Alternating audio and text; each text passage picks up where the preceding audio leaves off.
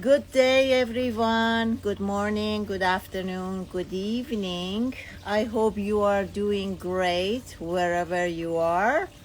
And I'm doing a joint live today. It's going to be about the forecast, guys. Hello, welcome, everyone. What's happening, guys? The new wave that's coming up. Are you guys aware of the new wave that is showing up? And what is, of course, this is not our topic, but I don't know if you guys are following the astrology, numerology. Most of them are so happily happy, everything is so fantastic. But so you know that the planet Uranus, it moved into the sign of Taurus 2018 and is going to be there till 2026. So we are living a very unpredictable timing. Lots and lots of changes, and as you know, this planet likes to surprise us all the time. And so it's really a great opportunity if you want to look at the positive aspect of it, that how flexible are we, how fast and quick we can change our state, and many other gifts that this planet brings by itself. But I'm thinking about it, and I'm very conscious of this fact that we're going through a lot of changes. And for me, I have to be much more mindful and present, and maybe know that at any second, whatever my plan has been can change. And like I said, I'm going to repeat myself again, how flexible I am, and I can change myself with the new event or new things that is showing up. So yeah, so let me know, guys. First of all, welcome everybody. Let me know, where are you guys joining me right now, and what do you think? How are you reading the energy that is surrounding us right now? Yes. So I'm also thinking that I should start working on a workshop to see where are our blocks. Is this Jeff? Yes. Jeff, why don't you join us? George is going to be my guest today too. Good morning, Jeff. Good morning. How are you? I'm good. How are you? I'm good. Look what I'm having. What are you having? Let me guess. You didn't guess. You said you were going to guess. It's your famous brand coffee, right? That's exactly what it is. Yeah. Yep. So, Jeff, tell us a little bit before my guest, George, gets here. Okay. Tell us a little bit what's happening in your world and in your life right now. So there are two things that are happening in my world, two significant things. And one of those things is I have, for over the last year, better part of a year, I have been developing music education games. And just yesterday, we launched a 10-day countdown to a Kickstarter. And for anybody who doesn't know what Kickstarter is, it is a crowdfunding platform. So in 9 more days, on the Wednesday the 25th, my crowdfunding campaign goes live to bring these music education games to the world. So you'll see like kind of familiar card games that will teach people music theory. The other thing is this last weekend, I got done. I've been helping with the Tony Robbins Dean Graziosi team for a while with their business program. And, my own knowledge business, which is this kind of business product that they have been selling and promoting and developing for the last few years. My own knowledge business is going to be launching here very soon as well. So those are two things of significance that are going on. Beautiful. I can't see George. George, can you please send me a request? Because I am not seeing George at the moment. Can he send me, Mershad, can he send me a join request? Because I don't see him up here. Jeff? Yep. Do you mind to get out so I can add him, because I don't see him, and then I re-add you again? Yep. Okay, thank you. Beautiful. Because somehow I'm clicking on plus, but I'm not seeing George. Are you sure he's here? Let's see, guys. Let's see. No, I'm not seeing him here, Mersha John. Are you sure he's here? I do not see George here.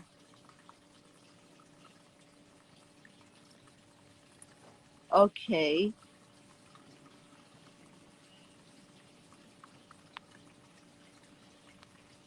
Mersha John, I thought you saw him already. I don't think he's here yet. Welcome, Roxana. Welcome, Fareshte. Welcome, everybody.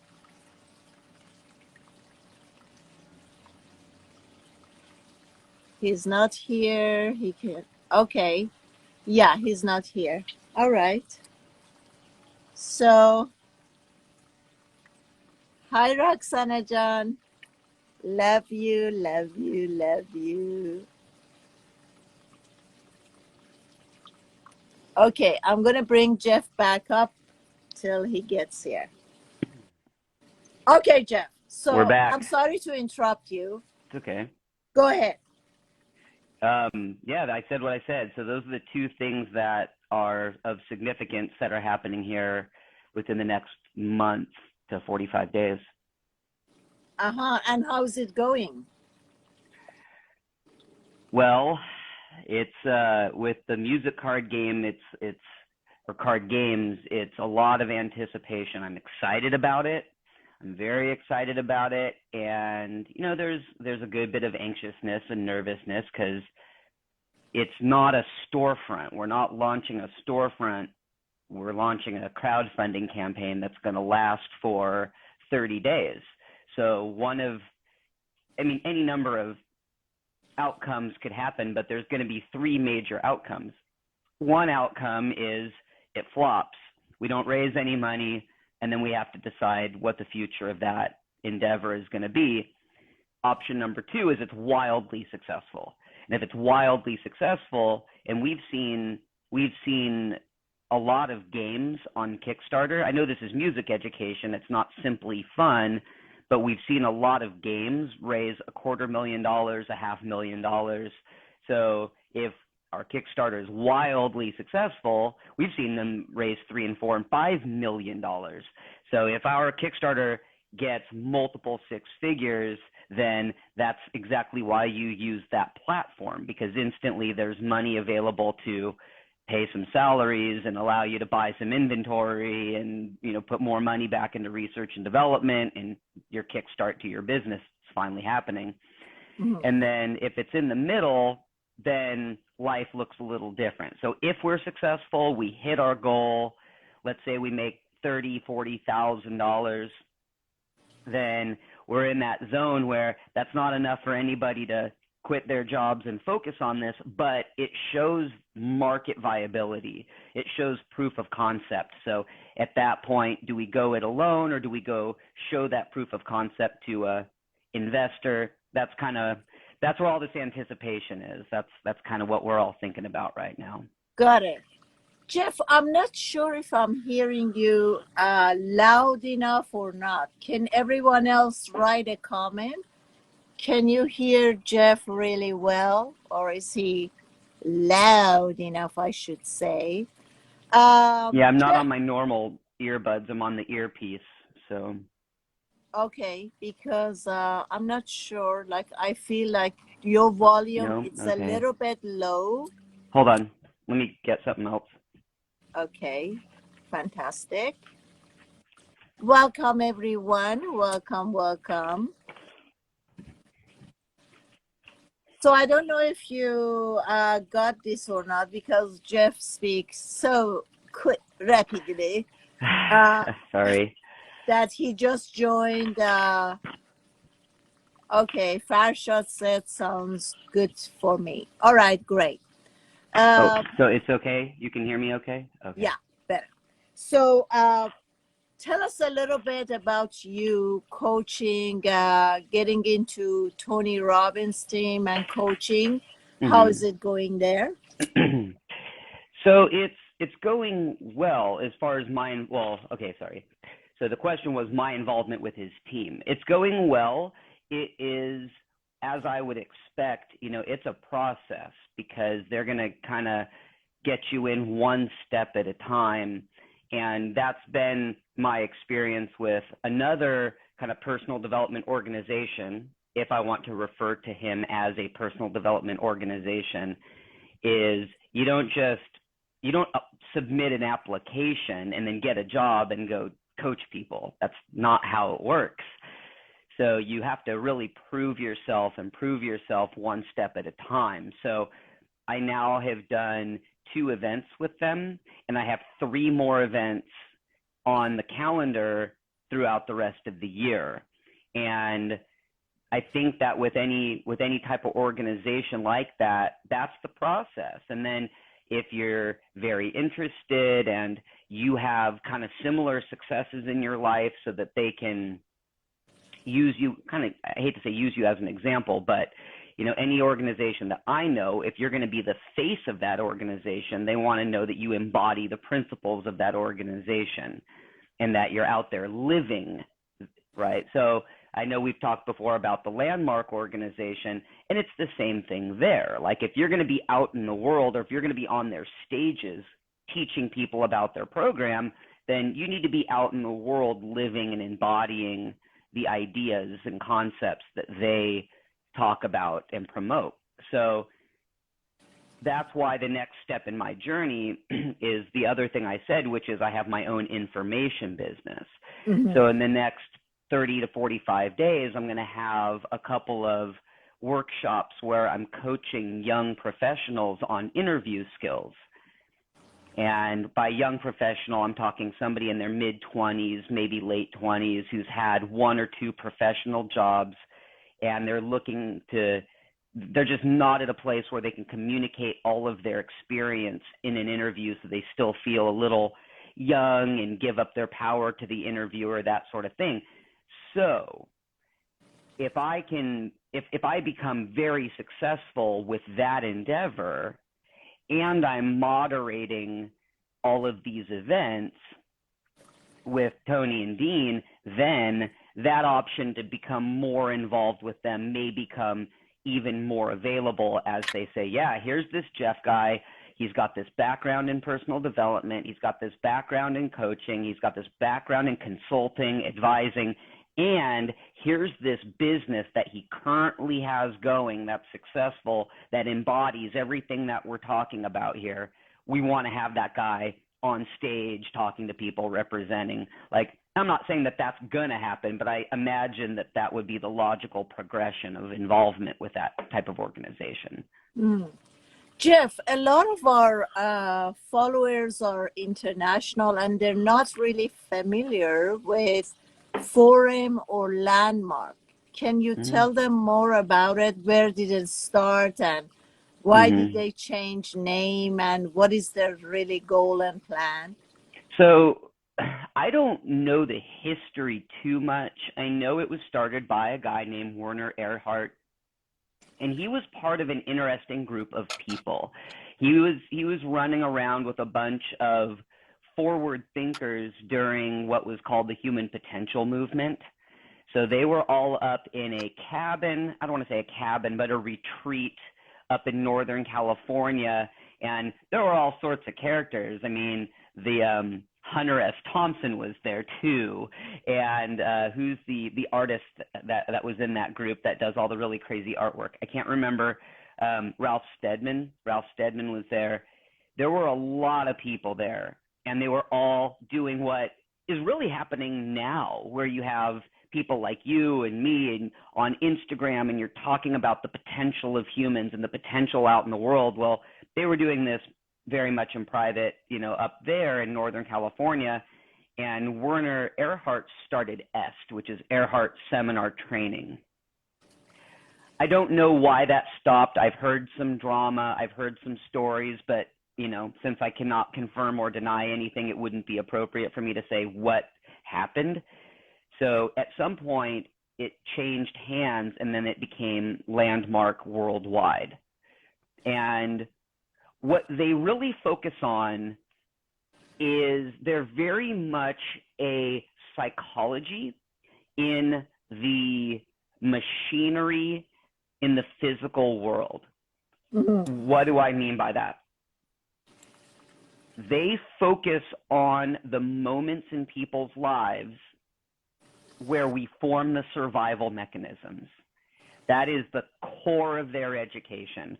I've done a lot of seminars there, and the common thread through all of them is at some point in your past, something happened and you formed a survival mechanism. Let me add to that.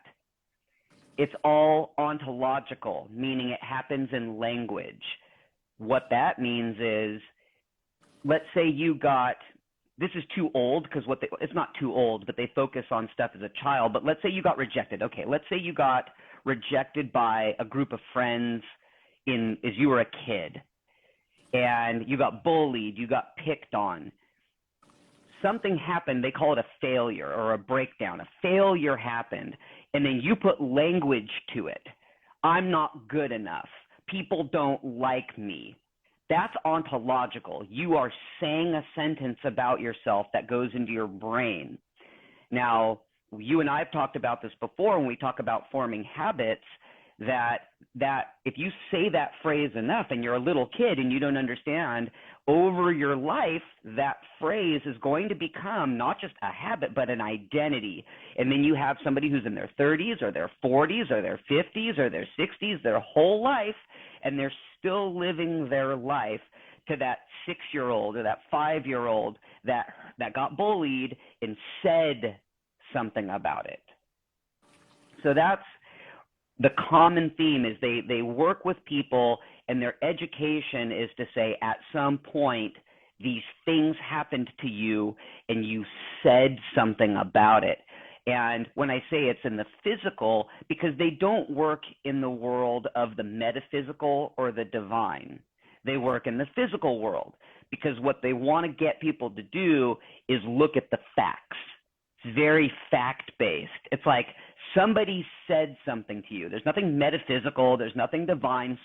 Words came out of somebody's mouth. You heard them, and you made them mean something. So that's the work that they do in a nutshell. Mm-hmm. And why did they change names? Wasn't it Forum first, and then they changed it to No. Huh? Landmark is the organization. The forum is the entry seminar. Aha. So they have a bunch of courses. They have a bunch of seminars, like tons. I don't even know how many they have, tons and tons and tons. But the flagship, the seminar that, like, if you're going to go do anything there, you're doing this first. And you're not doing anything else until you do this. It's a prerequisite. That's the forum. Mm-hmm. A friend of mine, his name is Nasser. He's all into neurology now and brain and all that stuff. So he's very educated and he's spent years of on. He came out at the same time as Tony Robbins, you know, same timing and all that. And he sent me an article how Landmark was said, and it says that they picked up pieces and parts from so many different places. For instance, a part, the best of Buddhism, the best of Kabbalism, the best of mind, this, and he put it on that. It was a few pages articles that I read that it says it was they stole information from so many places and they packaged it really well, and then it came out what it is. So Mm-hmm. um, I know that, and he was telling me a lot that they changed name because I know there are a couple of Iranian psychologists that they copied exactly. They went to their forum people, landmarker, and they came and copied them. And one of them actually got sued because she really copied the whole platform, and she's teaching it. She's doing a lot of worldwide seminars and webinars and all that. So I don't know the detail about what happened, but if you ask her, she totally denies it. I have no association with Forum or Mm-hmm. Landmark and all that, but of course they've been. I even went, somebody wanted to surprise me. This is the part that I never liked about them, is that when you go as an attendees, they really force you to call up on your other friends and families. They're very, very pushy. They actually give you a couple of times break and push you, and is the kind of force you go. Don't you think that your mother deserved to have a better life, or your dad deserved, and your friends, and call up, and they actually send people out and force them to make a phone call to bring. That's why I'm looking at it. Well, Is here's what I would comment, because I'm very critical. Like, I don't give anybody a free pass, right? I do a lot of stuff out there, and I don't care if they're if I got a lot out of it. I'm not going to give anybody a free pass and excuse what we could maybe call bad behavior. Here are some of the comments that here's how I would speak to some of the criticism. So the first criticism is they're pushy. Well, pushy is an interpretation, because I've worked in sales and business development my entire life, almost my entire life, since I was a kid. I had a paper route where I would knock on people's doors at night and ask them to subscribe to the newspaper. Am I pushy? To some people, I'm super pushy. I would stand in front of supermarkets and try to get people to subscribe to the newspaper. Am I pushy? So everybody's interpretation of pushy is different. That's number one. And there's a lot of sensitive people that go there, and somebody says, hey, do you want to do this? It's like, they're pushy. No, they're not. You're sensitive. Okay.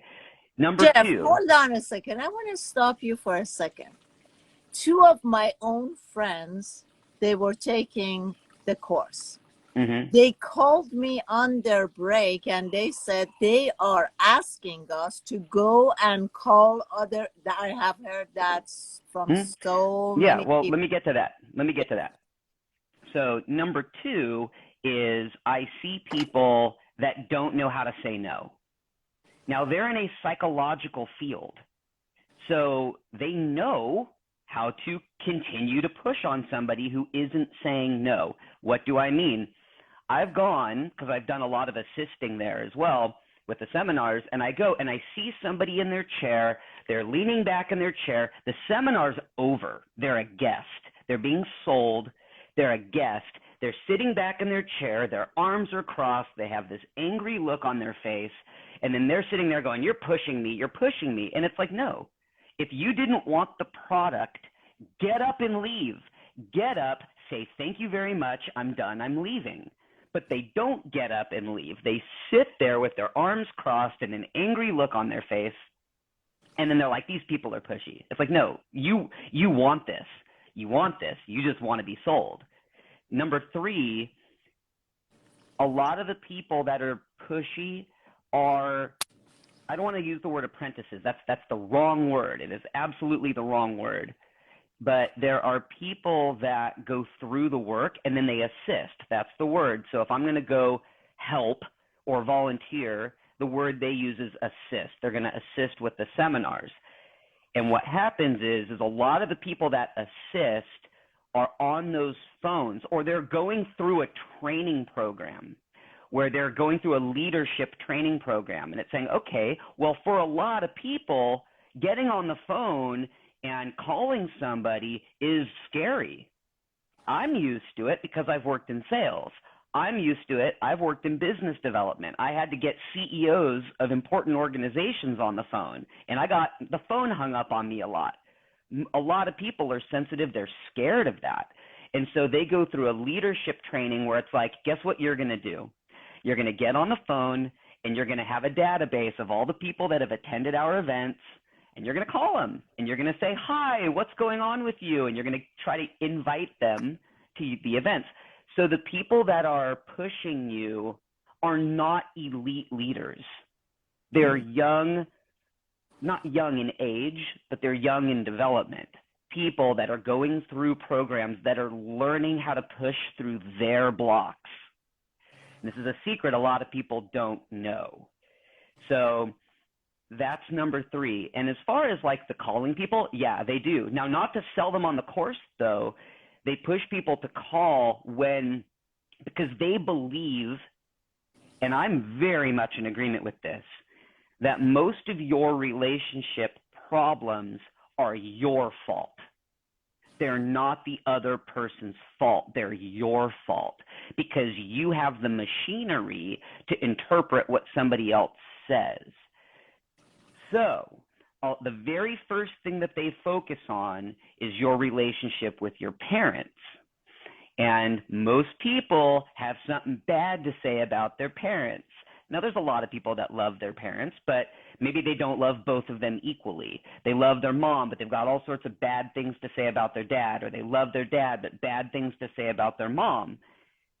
And that's where they go, who said all those bad things? Show us the proof that your mom or your dad are these bad people. And they can't come up with the proof. So they're saying, okay, so because you got disciplined by your parent, who's, all parents are just trying to figure it out. There's no professional parents.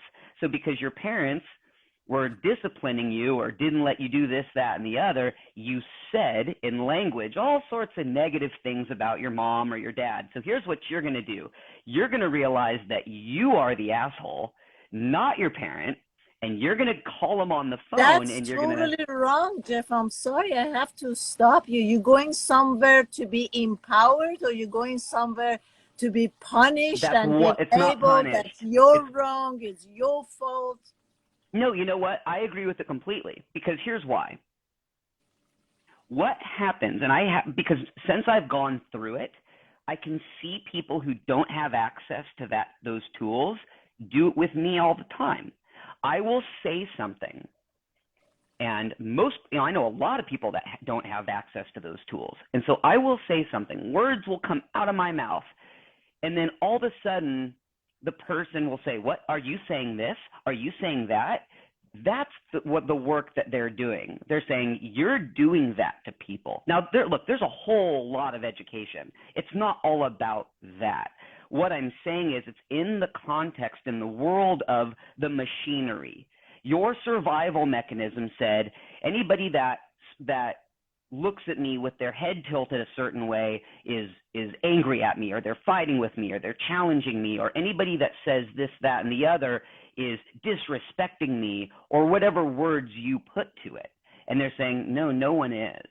And so you cut people out of your life, you make people wrong because you have put language to these actions and experiences that are not true. It's not about beating somebody up or shaming somebody. It's giving somebody access to say, because what is also happening is, how do you know that this person doesn't completely love you to death? And even I'll give you one quick example. The seminar leaders themselves all have to do this work. And so this one woman who's teaching their second level seminar, they call it the advanced course, she was making her husband's father wrong. He's an asshole. I don't ever want to talk to him. Never on the phone. He's such a jerk. And one day she had a realization and she said, I love my husband to death. How bad of a person could my husband's father be if he made such an amazing man that I would marry him? So she gets on the phone with the husband's father and says, I've been making you wrong. I realize this. I realize that. And he just silence. And he's like, I've been waiting to have a relationship with you for so long. And all you ever did was make me wrong. And I've got people in my life, Sudhi, that do that to me.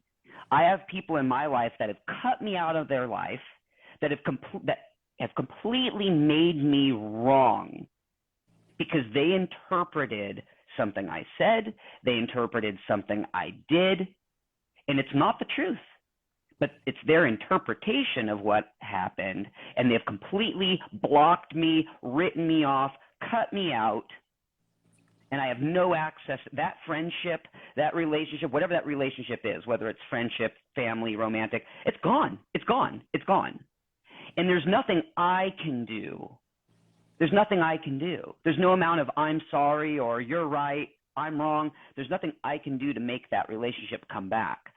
They have to realize that they are the one that made me wrong.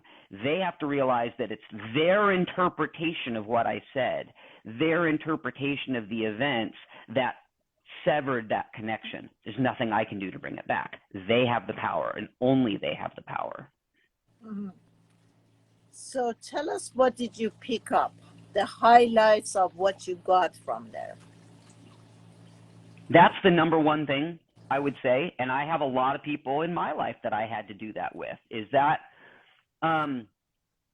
getting the survival stuff. Now that I've been through their work, I can see other thought leaders in the world or historical thought leaders talking about that.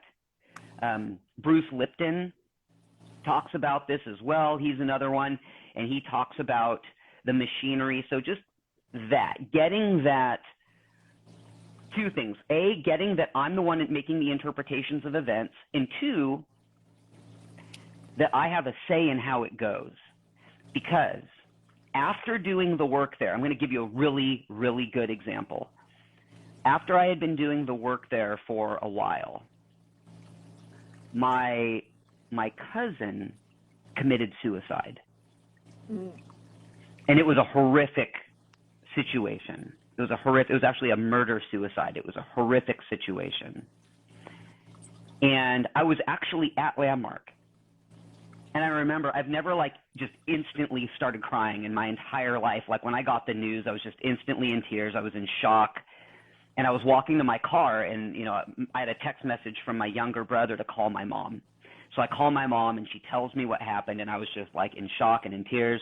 And I was talking to her for a few minutes and I said, I need to go. And I wanted to go because I had friends that were still there at the center. So I walked down into the center, and one of my closest, dearest friends was there. And I told her what happened, and I was crying, and she hugged me, and she said, you have a say in what this means. And I said, you're right. And so I was very clear. Now, here's what's interesting.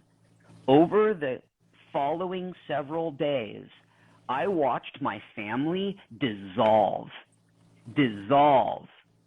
Instantly, people started telling stories about what happened. They started interpreting what happened. They started pointing fingers. They started making people wrong. They started making enemies.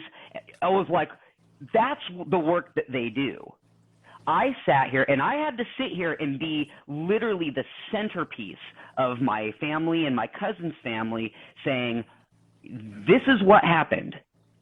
Everybody here is starting to dissolve and point fingers and make everyone else wrong and all this stuff. None of that happened. That's the work that they do. And that's important work because this is a situation, high trauma, murder, suicide, significant trauma. Everybody's angry. Everybody's hurt. Emotions are at a peak state. And that's the time where what happens? Machinery gets formed very, very fast. Very, very fast. And so I had to sit there and my machinery didn't let anything get formed. I was like, this is what happened. And we don't have facts. We don't know. This is what happened. This is what we do know. This is the what is so, the facts of what happened. I'm not gonna agree with anybody. People were trying to get me to agree to their opinion, take their side. I'm like, nope, none of that's happening because I have access to those tools. Had I not done all that work, I probably would have been like, yeah, you're right, and so is wrong, and that kind of So stuff. what is that tool that you have right now that's helping you out? Separating the facts of what happened from the reality of what's going on. We don't know. We don't know. You think that happens all the time? It happens millions of times every day. Look at romance. So-and-so, I texted so-and-so and they didn't text me back. You know what that means? Yeah, it means they didn't text you back. But that's what it means. It means they didn't text you back. That's the what is so. That's the facts.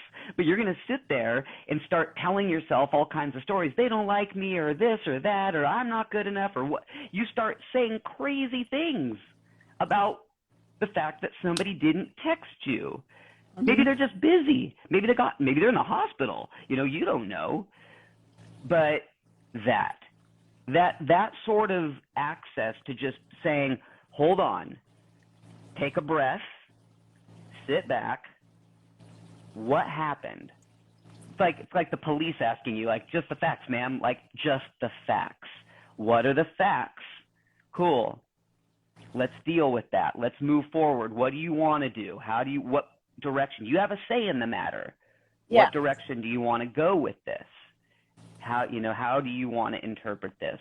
Rather than it gives you power to be proactive rather than reactive. It's just like, remember we had this conversation yesterday. I was telling you about a coach friend, a psychologist coach friend who told me that I was bossy, right? Right. Yes. God forbid, Jeff, I'll be bossy. And without hesitating, I said, yes, I am. I am aware of me being bossy. I didn't take side. I didn't get offended. And then by him bringing this to my attention, I said, okay, can you open this up more for me to see what action give you this indication that I'm bossy? And when he started, remember I told you that the case scenarios that he was telling me that, oh, you mentioned something that in the comments somebody said blah, blah, blah. So that means he made this, the way he gave it meaning is that I really care about my followers and I want to keep my followers happy. And I said, yes, I do. That's the truth. I want my followers to be happy about my contents, about what I'm doing, and then he said, "Oh, not me. I totally go the other way. And if someone swears at me, I don't even bother to respond. I'm just going to mention what comes out of your mouth is coming out of your mind." So very nice. I said, okay, so in this point, I don't see how I'm being bossy. Do you see bossiness in here, Jeff? Don't you No, dare but to say it. you bossy? Never, Sudie. Never. But that's exactly it. It's the interpretation. It's you said something or he witnessed a behavior, and that's the language. That's why I say the work that they do is ontological. It's in language. So he said, Sudi's bossy. And then what happens is once you form that sentence, everything that person does now comes through that filter. Sudi's bossy. See, look at her. We're having a discussion, and she raised that glass to her mouth to have a sip. See how bossy that is? You know, it's you start telling yourself, that's confirmation bias. So we start confirming everything, and the reticular activating system, right? The reticular activating system is where you start to notice things that are in the front of your mind. So if you go out and buy a blue Prius, what are you going to see on the road? You're going to see a bunch of blue cars and Priuses because you own one. So now it's close to you. It's on the front of your mind. And so all of a sudden you're like, man, I see Priuses everywhere and I see blue cars everywhere. That's the reticular activating system. So reticular activating system plus confirmation bias equals chaos. Chaos. Because now it's Sudi's a boss, and that's in the front of my, or she's bossy, and that language is in the front of my mind. Now you're projecting this into my followers, and I care That's about right. my followers. Yeah, it's terrible. But the world works like this. People work like this. And they're not the only organization, and they're not a complete organization, meaning everything they do is in language. There are things that happen to us that are outside of language, and I'll give a quick example of that in a moment. But to wrap up about them, if everybody got that, the world would be a better place. If everybody got that, they don't talk about the reticular activating system. They don't talk about confirmation bias. That's not the language they use. That's why, again, it's good to get what they teach, but then understand other parts of psychology, understand what the reticular activating system is, understand what confirmation bias is, because then you really get that every word that comes out of somebody's mouth, you get the noise in your head and how you keep making interpretations about things that happen and things people say, all in language. And that's you. Take responsibility for that, and you can get control of your life and start saying, you know what, hold on a second. I remember liking that Sudi person before I thought she was bossy. Let me put that language aside and call her and have a conversation with her. And then I realized that language was wrong. And now my relationship is back. See how important that is? Mm-hmm. And the one thing I would add when I say that it's not all in language is because memory, we've talked about this before, memory is stored physically. Emotions are stored physically in the body. They're not out there in the ether. And there are things that can happen that have no words associated with them. So if you get hit by, well, let me use a better example. If somebody touches your arm, if you're in a sad state, a peak sad state, and people like kind of grab your shoulder, this is straight lifted out of Tony Robbins in his 30-day personal power. He talks about anchors, because anchors are physical. They're not in language. So he paints this idea of the story of somebody's at a funeral, they're in a peak state of sadness, everybody's coming by, putting their hand on the person's shoulder a certain way, same hand, same shoulder, while they're in this peak state of sadness. 20 years later, you're at a party, you're happy, somebody puts that hand on your shoulder in that same way, it's going to trigger sadness. It might not bring you in from happy at a party to sad at a funeral, but it's going to affect you. It's going to diminish your happiness, and you're not going to know why. There's no words, because there's no words to somebody putting, that's not ontological. There's no words to somebody putting their hand on your shoulder when you're in a peak state of sadness. There's no words to these emotional, physical anchors. So that's why if you truly want to get power in your life and take control, then there's a lot more work than just that. As far as I'm concerned, they are one of, if not but one of the best organizations to teaching us about the words we use, the language we put to things. Then when it comes to the more physical stuff, well, how are you going to do that? Tony Robbins gives you a bunch of tips, but Tony doesn't know what everybody's individual physical triggers are and anchors. That's where I think the more spiritual work has to happen. I think that people, like you talk about, like as an energy healer, like that's where that's important, because if I have that trigger, how do I know that I have it? How do I know that I've got some trigger? We all have all sorts of physical triggers. I don't know what they are. If I knew what they were, I could do something about it. It's shining the flashlight in the dark, but I don't know. I don't know that if somebody puts their hand on my shoulder, I'm going to get sad. So how do you get rid of that anchor? Through meditation, through hypnosis, energy healing, and right now being explored is psychedelics. Right. And we can talk about that a little bit more freely because it's being legalized in some places and it's being studied by the medicine, the pharmaceutical medicine industry. So you have people that are like vets with PTSD, right? There's no language. That's not happening in language. You have soldiers on a battlefield that are severely traumatized. There's no language for that. So what happens is they start microdosing psychedelics, and what that does is it actually starts to break down those physical memories and allow the body to regenerate.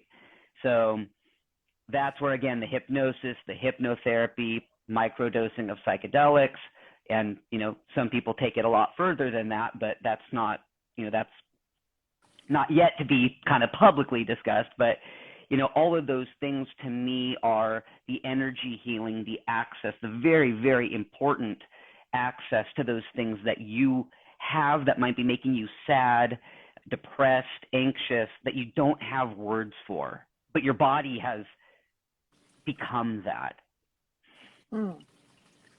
Jeff, you were also trying to tell me about when we're setting our goals or we're going towards accomplishing some sort of business or something. You talked about blueprints. Can you open that up a little bit for us?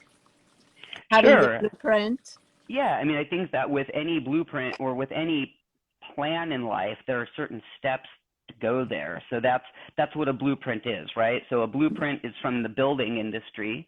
You have a blueprint to build a building, whether it's a house or an office. And if you open up a set of blueprints, it's going to show you the measurements. It's going to show you the materials. It's going to show you all of the details that if you are a contractor or a subcontractor, you can read this blueprint and you are going to know exactly how to build that building. So with business, it's no different. With any goal, it's no different. If you want to become a professional golfer, if you want to, you know, open a brick and mortar business, there is a sequence of steps. Now, one thing that's different than building a house is you've got to build a house in a very specific step. You know, you can't put up the drywall before you've framed it with lumber. You've got to frame it with lumber first before you can put the drywall. With a storefront, you know, you could open a physical store before you build the website. You could build the website before you open your storefront. So you've got a little bit more play, but still, you know, a blueprint is going to say, if you want to have a successful business, or if you want to accomplish this goal successfully, let's say it's fitness and lifestyle and health, it's like, this is what it's going to look like. You're going to have to look like this blueprint. Oh, you want to have a healthy, like, health and fitness lifestyle? Cool. You're going to have to eat a certain way. You're going to have to exercise a certain way. You're going to have to wake up and go to bed a certain way, whatever that looks like. You know, you're going to have to manage your stress a certain way. That's the blueprint. It's all the steps that you've got to take care of in order to become that building to accomplish that goal.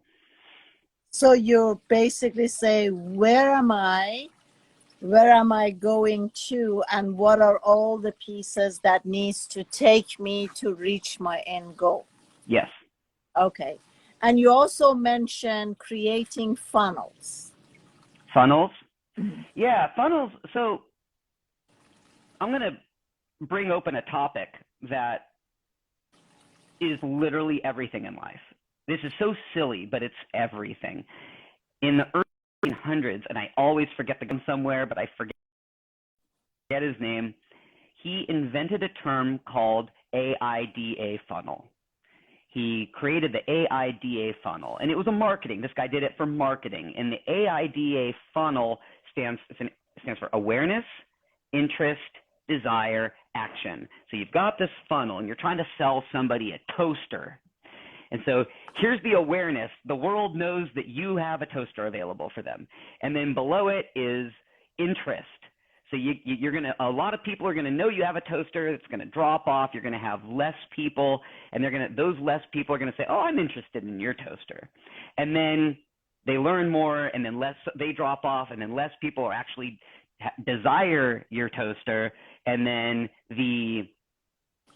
at the bottom you have action, and action is that person buys your toaster. Everything in life happens through those 4 sections. Think about it. Whether it's a product for sales, whether it's a client for a service you provide, whether it's a romantic thing. Think about it. Even in romance, any person, idea, thing, concept, even an idea. So let's take romance, right? You're like awareness. Well, you got to put yourself on the market. That's awareness. And then some people are going to drop off, and you're going to have less people that are interested. And then there's going to be less people that desire you. The action is to go on a date with you or Jeff, whatever. I'm so sorry. Jeff, hold on one second. Mersha John, I don't know why, but George had joined live with me before. He's calling me here. So he has to send a request. And it's too late now because I'm wrapping up the show. So tell him that unfortunately it's too late and I have to end the live show. So we have to set up another join live with him. Thank you, Mersha. Sorry, Jeff, go ahead. Right. So that's taking it into like the funnel into a romantic context. And then you could take it into an idea, right? Like, let's take an idea like, I know this is a little bit political football here, but let's just take an idea that people would know in this country, like universal health care. Well, first, everybody has to become aware of it. Then they learn about it. Some people don't like it. Some people like it. So then you have interest. Then some people don't care anymore. Some people really want it. There's the desire. And then the action is they vote it into law. So whether it's a person, an idea, a product, a thing, we all have this same funnel. In business, again, whether it's a product or a service, that's what you do. So, you put yourself out there with your business, you have your website, you have your social media. Let's say you don't have a brick and mortar, you're a virtual business. And so you could advertise. Whatever you do is going to get it's going to get eyeballs on you. That's the awareness. And then depending on how good your marketing is, how catchy you are, how much you can stop somebody from scrolling or stay and listen, that's awareness. And then the more interesting you are, you're going to get some of those people interested. And then the action is that person wants to work with you somehow. They want to consume you somehow, whether that's, whatever your service happens to be. They're going to, if you're a coach, then they're going to have a coaching session or a workshop with you or whatever it is that you do. Very good. So just to end this, tell us more about your coaching and your niche and the group that you work with. So what I am launching, because I've privately worked with a few, like I said, young professionals, this 25 to 30-year-old range where they're old enough to have had some professional work, but they're not old enough to really be clear on where they're going, set in their career, and they still give up a lot of power when they go into an interview. They give up a lot of power to the interviewer, and they just kind of sit there very weak and submissive. They don't know how to look at their past work history and really extract the terms. So a very quick example is very first guy I worked with had worked in film, and he was now in education, and he couldn't see how anything he did in film translated. But then after talking to him, what he did was he put together teams in a very tight time demand for shoots. And it's like, dude, you're in administration and education. You think you're team building? That's team building and management. You think your team building and management skills don't translate across every industry? Now, somebody who's in their mid-30s or 40s or 50s or older, they might say, oh, yeah, I get that. But when you're in your mid-20s, you're like, oh, I don't know that. Also not knowing how to write good follow-up emails. So those are kind of the skills that I teach. And I've worked with a number of people through helping them extract their professional work history and find what's translatable, learn using kind of personality assessment tests and helping people learn like what kind of work they're going to enjoy and why they enjoy it, what they're not going to enjoy and why, so that when they go into an interview, they can actually lead or be a participant in that interview rather than just be the submissive interviewee. They can actually engage the interviewer in productive, powerful dialogue, which is going to which is going to really like not turn on romantically or sexually, but turn on the interviewer. Like, wow, here's a person that's like with it. They're having a clear, powerful conversation with me, and be able to follow up afterwards with emails that really get a response. So like even this guy that I worked with, my very first client, young guy, and I said he had sent off an email that didn't get a response, and he didn't get this one job or an offer or anything like that. And so the next interview, I said, I want you to say this verbatim, and I wrote the email for him. I said, say this, type this verbatim. And he goes, okay, I got it. I said, okay, send it to me before you email it. And he sent me the email. And it wasn't what I said. And so I wrote him back and I said, that's not what I told you to say. This is what I told you to say. And I rewrote his email. He sent it off and he got a reply. And he's like, dude, you're a good email writer. I said, I know. That's why I told you what to say. So what I have been doing is putting together a workshop. So rather than working one-on-one, after having enough of those clients, I feel confident that I can put together like a 5-day challenge or a weekend workshop where people can come, a larger group of people, 20, 30, 50, 100 people, and I can have everybody learn these steps so that they can go on with their life and interview more powerfully. Then if somebody wants to work with me one-on-one, then of course they can book me, and that's where I'm really launching that as more of a business, where it's like, okay, yes, if the challenge wasn't enough, if the weekend workshop wasn't enough for you and you want to work with me one-on-one, then you'll have that opportunity to do that. And I'll go through your emails with you. I'll go over your personality assessments with you. And beautiful. Great. Thank you so much, Jeff.